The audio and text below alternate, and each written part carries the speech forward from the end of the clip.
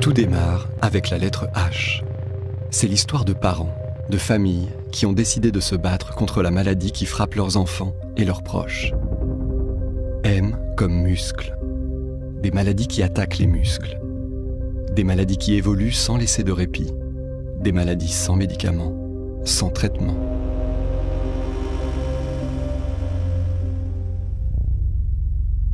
R comme rare. 7000 maladies rares qui empêchent de marcher, de voir, de respirer, de vivre. Des maladies difficiles à comprendre, à diagnostiquer et à soigner. Des maladies longtemps délaissées par la médecine et par la science. A comme audace. Il en fallait de l'audace à cette poignée de parents pour lutter contre l'oubli, se rassembler pour exister.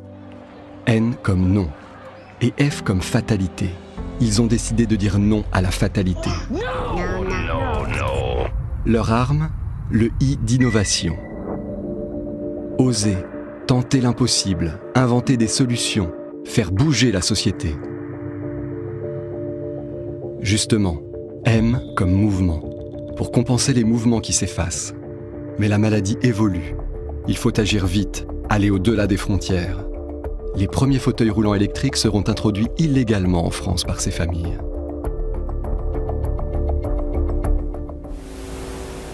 L comme lutte.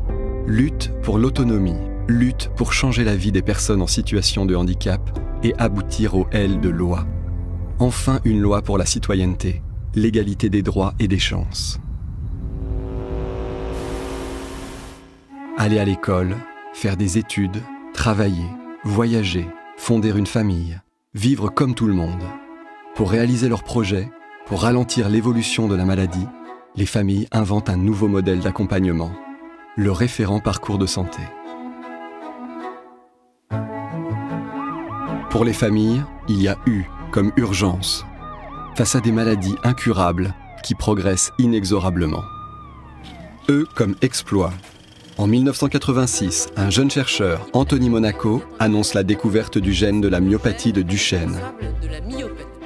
Une découverte qui ouvre la voie de la génétique. C'est le T de télévision.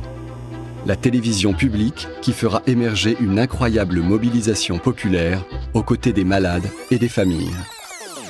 Et c'est l'ère de la recherche. Les familles créent leur propre laboratoire. G comme généton. Les avancées sont rapides et spectaculaires. Les premières cartes du génome, la découverte des gènes responsables de maladies et pour les familles, l'accès au diagnostic.